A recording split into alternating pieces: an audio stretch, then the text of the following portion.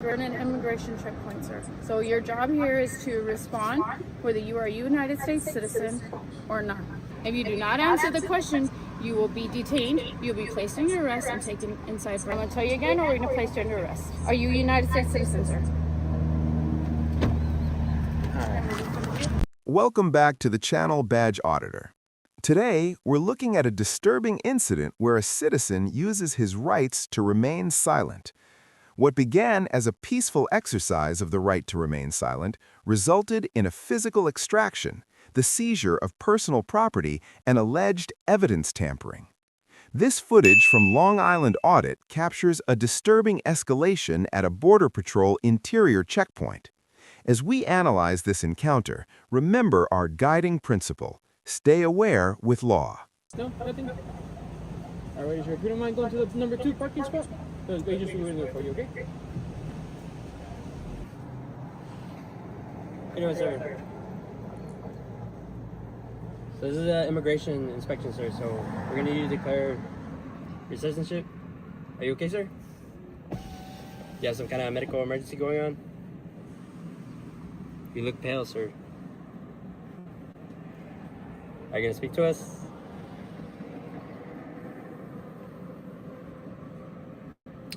We have to establish immigration, man.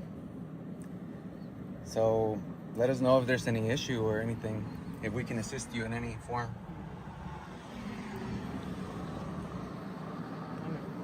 I wasn't at the border, okay? Let me make that very clear. And somebody said they were unsubscribing. Don't let the door hit you on the way out. I am a United States citizen. I wasn't at a border. I was 80 miles from the border. And I know the law regarding 100 miles from any port of entry and, any border or, water. How are you doing, sir? Supervisor Guetta, you're in an immigration checkpoint, sir. So your job here is to respond whether you are a United States citizen. My job is to respond. My job is not to respond, Supervisor Guerra. My job is to exercise my rights, which is what I was doing peacefully, not at a border in the state of Texas, where the Constitution still applies. The supervisor, Agent Gyra, tells the auditor, your job here is to respond whether you are a United States citizen or not. The legal reality: under the Fifth Amendment, you have the right to remain silent. While the Supreme Court ruled in United States v. Martinez-Fuerte, 1976, that immigration checkpoints are constitutional and that agents may briefly detain motorists to ask about citizenship, they did not strip citizens of their right to remain silent. Silence alone does not provide the reasonable suspicion or probable cause required to escalate a detention into an arrest or a search. Or not. If you're a United States citizen of this country. Are you a United States citizen, sir? If you do not answer the question, you will be detained, you'll be placed under arrest and taken inside for it. You either can speak to us or we will take you inside. You have 2 options.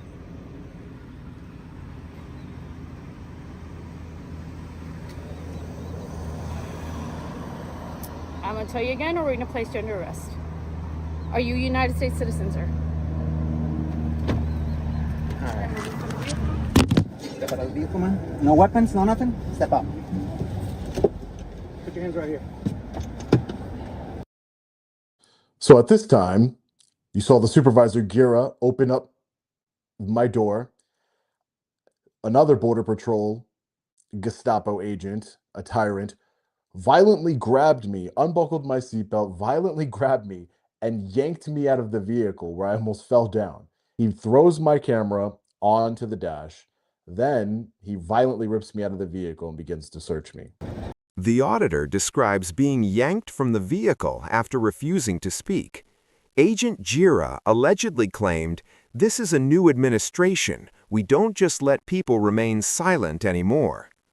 The legal reality: constitutional rights are not subject to the whims of a presidential administration.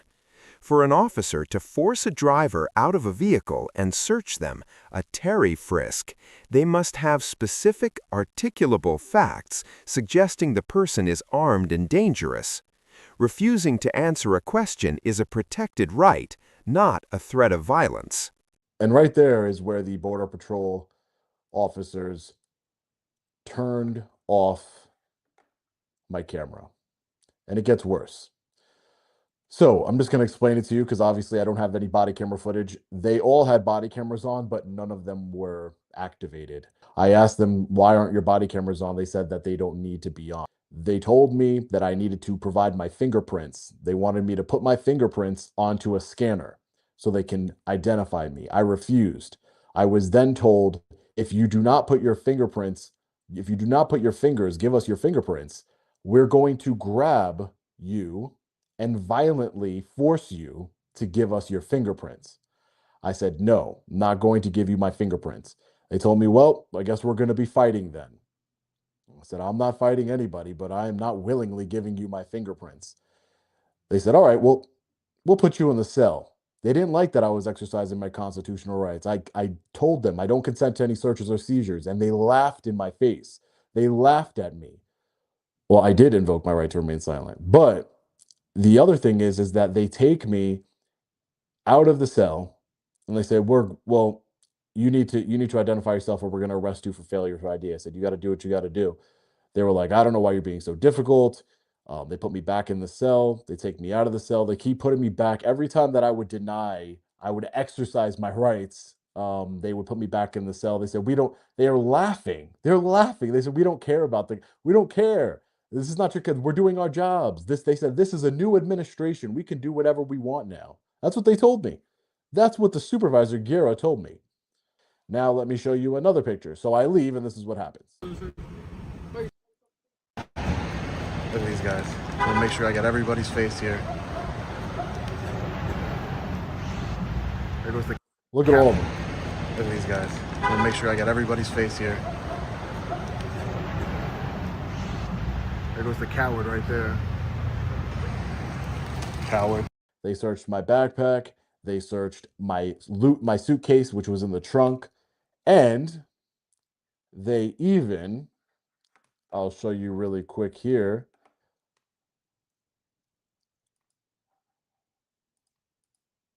This is a picture I took.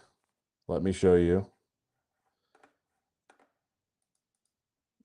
This is a picture I took of my suitcase when I got back to my hotel. There it is right there. They cut my suitcase, didn't have a lock on it. It didn't have a lock on it. Let me be clear. It didn't have a lock on it. And they still cut into my suitcase. They searched it. My Long Island Audit shirt was right on top, so I guess that's how they figured out who I was. But they searched my luggage from me. You literally seized my property. That's them seizing my property. The most egregious claim in this video is the deletion of the auditor's footage and the cutting of his luggage. The legal reality. The Fourth Amendment protects against unreasonable searches and seizures.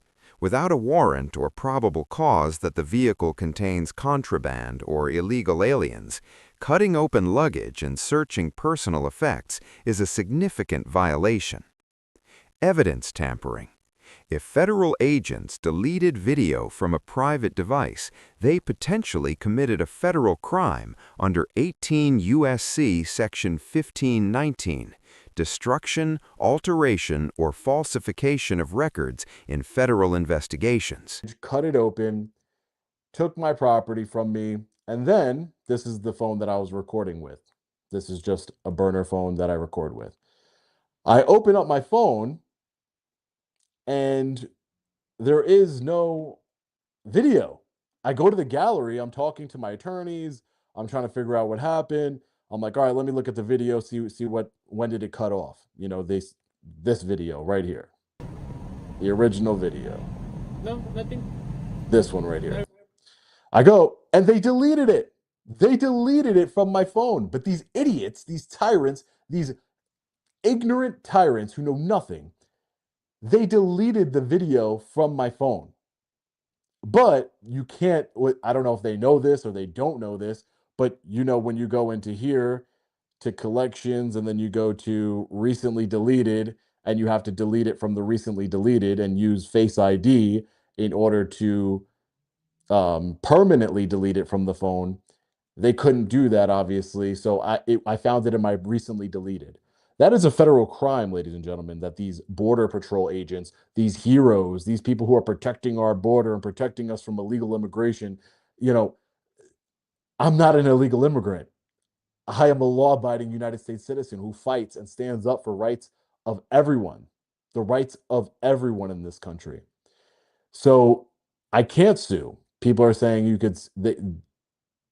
people are saying that I can sue. You can't sue the federal government. Let me make this clear. You cannot sue individual federal officers, even though they violated my First Amendment right by retaliating against me. They violated my Fourth Amendment right by seizing me, my effects, searching my vehicle. They had no. The auditor correctly notes the difficulty in suing federal agents.